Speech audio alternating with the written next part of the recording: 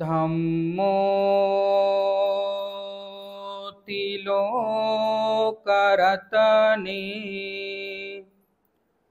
परमो रसानं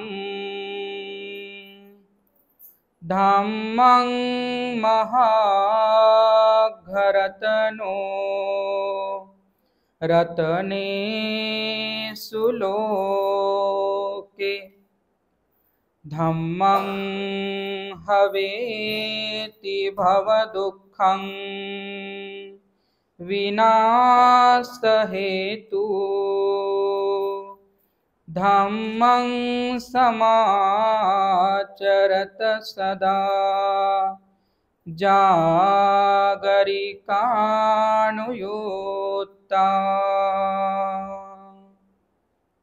संपूर्ण मानवजातीचे शास्ता,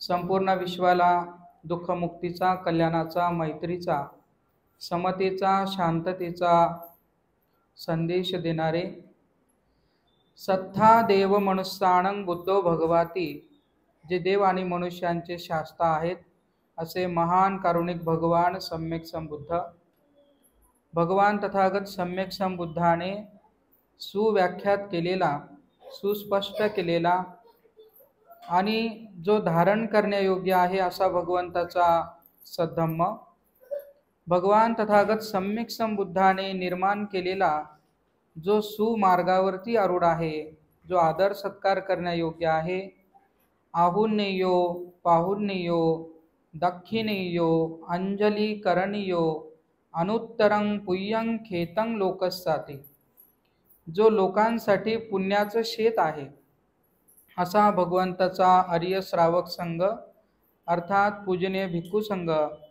अशा बुद्ध धम्म संघ विश्वातील 3 महान रत्नांना त्रिवार अभिवादन करतो।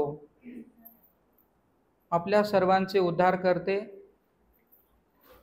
भारतीय राज्यघटनेचे शिल्पकार, महामानव, भारतरत्न, विश्वरत्न डॉक्टर बाबासाहेब आंबेडकर यांच्या धम्मक्रांतीमध्ये समग्र जीवन समर्पित करून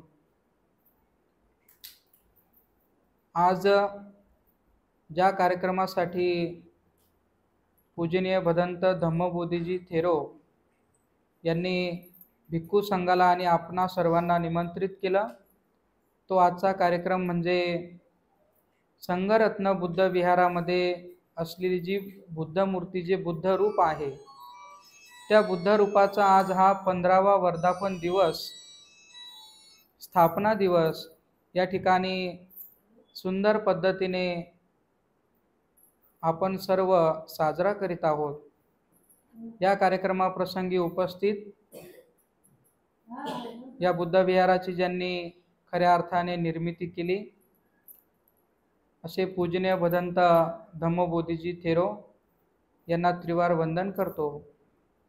पूजनीय भदंत यन धम्मानंदजी थेरो यांनाही त्रिवार अभिवादन। श्रीलंकेवरून आलेल्या पूजनीय भिक्खू संघाला अभिवादन। त्याचप्रमाणे माझे धम्मबंधू पूज्य भंते प्रज्ञावंतजी आणि आपण सर्व उपासक उपासिका आजच्या या प्रसंगी उपस्थित आहात, आपल्या सगळ्यांच्या प्रती अनंत अनंत मंगल मैत्री अर्पण करतो। खऱ्या अर्थाने आपण पाहतो,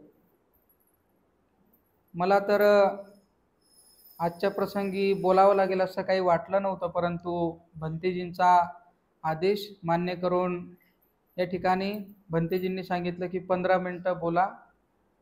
धम्मानंद भंतेजी म्हटले 16 मिनिटं बोला, 1 मिनिट जास्ती बोला। तर भिक्खू संघाचा आदेश नाकारून चालत नाही। या ठिकाणी मी नक्कीच आपल्याला उपदेश करतो, परंतु काही परिस्थिती आपल्या सर्वांसमोर ठेवी इच्छितो।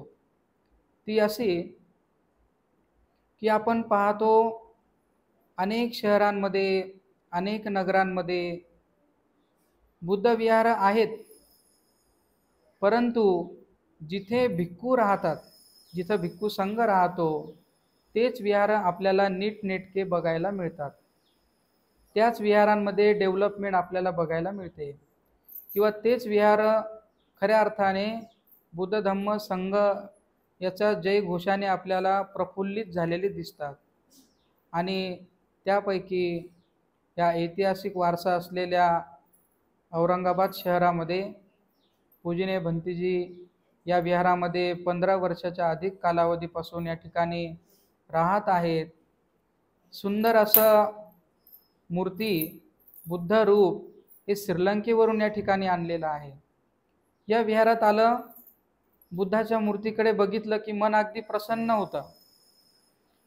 खेड्यापाड्यांमध्ये तुम्ही जा, बुद्धाच्या मूर्त्या बघा कशा कशा बसवलेल्या आहेत। खऱ्या अर्थाने बुद्ध रूप कसं असावं तर हे ह्या विहारात आल्यानंतर समजतं। बुद्ध रूप हे आपल्याला पाहून प्रसन्न वाटलं पाहिजे, मनामध्ये आपल्या श्रद्धा निर्माण झाली पाहिजे। बुद्धाच्या चेहऱ्याकडे बघून आपल्यामध्ये प्रेम उत्पन्न झालं पाहिजे, मैत्री उत्पन्न झाली पाहिजे। परंतु आपण बघतो की जसं अनेक जुन्या काळामध्ये सर्व काही आपल्या बांधवांनी ज्या मूर्त्या निर्माण केल्या त्या कशा तरी त्यांना त्यामध्ये बुद्धाचं रूप उतरवता आलं नाही। खऱ्या अर्थाने भगवंताची जी नरसिंह गाथा आहे, जी माता यशोधरा आपला पुत्र राहुलाला सांगते की राहुल तुझा पिता कसा आहे, मग त्यावरती त्याचं विश्लेषण केलेलं आहे की भगवंत कसे दिसत होते।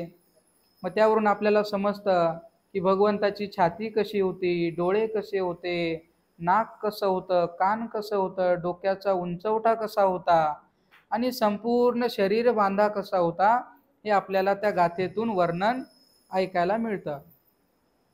तर खऱ्या अर्थाने आपल्याला ह्या मूर्तीमध्ये अशा प्रकारच्या मूर्तींमध्ये आपल्याला ते बघायला मिळतं। पण खेड्यापाड्यामध्ये जुन्या काळामध्ये जशी मूर्ती बुद्धाची बनवता आली तशी बनवलेली आपल्याला दिसते। तर इथे ह्या विहाराचं महत्त्व असं की सुंदर असं बुद्ध रूप बघितलं की मन अगदी प्रसन्न होतं। तुम्ही विहारात आले आणि आल्यानंतर तुम्हाला असा काही राग येतो का किंवा असं काही वाईट वाटतं का, आलो तर काही चूक केली आपण, काही गलती केली असं वाटतं का? नाही, बुद्धाचा चेहरा बघितला की तुम्ही अगदी प्रसन्न होता। आणि मग हीच प्रसन्नता आपण ह्या विहारामध्ये अनुभवतो। आणि मग तुम्हाला सांगितलं की जी सध्याची जी परिस्थिती मी तुम्हाला सांगत होतो की अनेक विहार आहेत मोठमोठे, पण जिथं भिक्खू नाहीत ते विहार खऱ्या अर्थाने ओसाड पडलेले आपल्याला दिसतात। ह्या विहारामध्ये संघरत्न बुद्ध विहारामध्ये पूजनीय भंतेजी अनेक वर्षांपासून चालूच आहे। एक प्रोग्राम झाला की एक प्रोग्राम सुरूच आहे। मला नाही वाटत दुसऱ्या विहारांमध्ये असे रेग्युलर असे प्रोग्राम होत आहे। आता तुम्ही जर पाहिलं की किती मोठे मोठे कामं विहारामध्ये होत आहे। लायब्ररीचं काम होत आहे, ते मोठं काम आहे। मूर्ती बसवली थायलंडच्या भंतेजींनी आणि आपल्या सर्वांच्या कडून, ते काम होत आहे। त्यानंतर विहारामध्ये शिबिर झालं, त्याचप्रमाणे अनेक मोठमोठे कार्यक्रम या ठिकाणी संपन्न होत असतात। खऱ्या अर्थाने जेव्हा विहारामध्ये चांगले भिक्खू लाभतात तेव्हा ह्या गोष्टी शक्य होतात आणि हे आपल्याला माहीत आहे। आणि ही गोष्ट आपण जाणता म्हणूनच आपण पूजनीय भंतेजींना आपल्याकडून भरभरून आपण दान देता आणि त्या दानातून हे सगळं काही दृश्य आपल्याला बघायला मिळतं। मग पूजनीय भंतेजींचं तर अभिनंदन करावंच वाटतं, पण तुमच्या सगळ्यांचा त्याचा सिंहाचा वाटा आहे। तर तो असा, भगवंत म्हणतात की अनेक प्रकारचे लोक असतात दान देणारे, त्या दान देणाऱ्यांमध्ये सर्वश्रेष्ठ असतात ते म्हणजे दानपती। तर आपण सर्व लोक या विहाराच्या परिसरात राहणारे भंतेजींचा सर्व उपासक वर्ग हा दानपती या संज्ञेमध्ये मोडतो। कारण आपण दानपती आहात, दानावरती सगळं कार्य हे चालत असतं। आणि म्हणून जशा प्रकारे 3 प्रकार दानाचे भगवंतांनी सांगितले आहे, एक आहे दानदास, दुसरा आहे दान सहाय्यक, तिसरा आहे दानपती। तर आपण दानदास सुद्धा नाही, कारण दानदास कोणाला म्हटलं जातं? खऱ्या अर्थाने जे उपासक किंवा जो गृहस्थ आपण जी वस्तू ग्रहण करतो, आपण जे वस्तू वापरतो, जे अन्न आपण खातो, जी वस्तू आपण वापरतो, ती वस्तू आपण दान देत नाही, त्याच्यापेक्षा हलक्या दर्जाचं आपण दान देतो. म्हणजे आपण काय करतो, आपण चांगलं 5 पक्वानाचं भोजन आपण ग्रहण करतो, पण जेव्हा आपल्याला कोणाला तरी द्यायचं असतं तर आपण शिळं अन्न दान देतो. आपण चांगले कपडे परिधान करतो, पण जेव्हा आपल्याला दान द्यायचं असतं तेव्हा आपण खराब, कुजलेले आणि जुने असे वस्त्र दान करतो.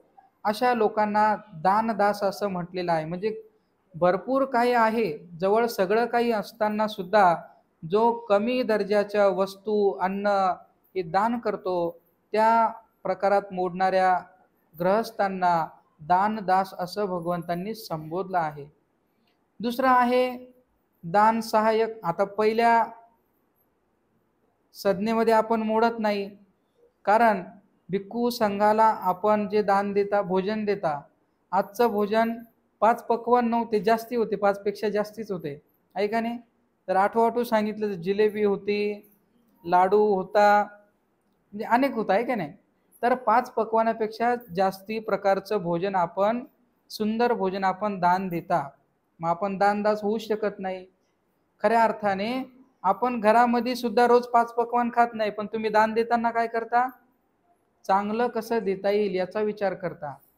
घरामध्ये कदाचित तुम्ही चांगली वस्तू घेणार नाही, घरामध्ये एखादा चांगला फॅन घेणार नाही, पण विहाराला दान द्यायचा, चांगला फॅन घ्या असं म्हणून तुम्ही दान द्याल, तर तुम्ही हे दानदास याच्यामध्ये तुम्ही मोडत नाही. मग खऱ्या अर्थाने दुसरा प्रकार भगवंतांनी सांगितलं तो आहे दान सहाय्यक. मग दान सहाय्यक म्हणजे काय, की अशा प्रकारचा गृहस्थ किंवा उपासक किंवा उपासिका जे स्वतः ज्या दर्जाचं अन्न खातात तेच अन्न ते दुसऱ्यांना दान देतात. शिळं देत नाही, जे खातात तेच अन्न दान देतात, त्यापेक्षा चांगलंही देत नाही, त्यापेक्षा खराबही देत नाही. त्यानंतर ते ज्या प्रकारचे वस्त्र परिधान करतात तसेच वस्त्र ते इतरांना दान देतात, तसंच देण्याचा, तशाच वस्तू देण्याचा ते प्रयत्न करतात. आणि म्हणून खऱ्या अर्थाने तुम्ही जे करता, तुम्ही दान सहाय्यक मध्ये पण मोडत नाही, आपण सर्व उपासक आणि उपासिका सुद्धा. तर तिसरा प्रकार उरतो तो म्हणजे दानपती. मग दानपती म्हणजे काय, की जे ग्रहस्थ ते स्वतः मात्र कमी दर्जाचं वस्त्र वापरतात, कमी क्वालिटीचे, कमी अशा प्रकारचं अन्न ग्रहण करतात की जे, म्हणजे जे इतरांना देत नाही असं अन्न ग्रहण करतात. म्हणजे काय, की कमी दर्जाचं अन्न ग्रहण करतात, पण देताना मात्र सुंदर भोजन दान देतात. स्वतः कमी दर्जाचे वस्त्र परिधान करतात, पण देताना महागडे आणि चांगल्या क्वालिटीचे कपडे दान देतात, वस्त्र दान देतात. आणि स्वतः मात्र कमी दर्जाच्या, कमी क्वालिटीच्या वस्तू वापरतात आणि दान देताना चांगल्या दर्जाच्या वस्तू हे दान देत असतात. आणि म्हणून अशा प्रकारचे लोक दानपती या संज्ञेमध्ये मोडत असतात. मग खऱ्या अर्थाने आपण सर्वच दानपती आहात, यामध्ये शंका घ्यायचं काही कारणच नाही. कोणाला वाटते का तुम्ही कोणी दानदास आहे असं कोणाला वाटते का? कोणीच नाही. दान सहाय्यक पण नाही, तुम्ही सर्व दानपती आहात. का? कारण की एवढं सुंदर भव्य दिव्य बुद्ध विहार तुम्ही उभं केलं, एवढी सुंदर लायब्ररीसाठी भंतेजींनी म्हटलं की तुमचं दान सुरूच असतं. विहारात आणू आणू तुम्ही भरभरून दान देता आणि त्या दानाचा सुद्धा सदुपयोग पूज्य भंतेजी हे करतात. मग खऱ्या अर्थाने आपल्या सगळ्यांच्या दानातून, आपल्या सगळ्याच्या श्रमातून हे सगळं कार्य या ठिकाणी उभा होत आहे. मोठी लायब्ररी, धम्मस्कंद लायब्ररी उभी होत आहे आणि या विहारामध्ये सतत जे सुंदर सुंदर कार्यक्रम आपण बघता ते सर्व आपल्या दानातून आणि पूजनीय भंतेजीच्या परिश्रमातून या ठिकाणी होत आहेत.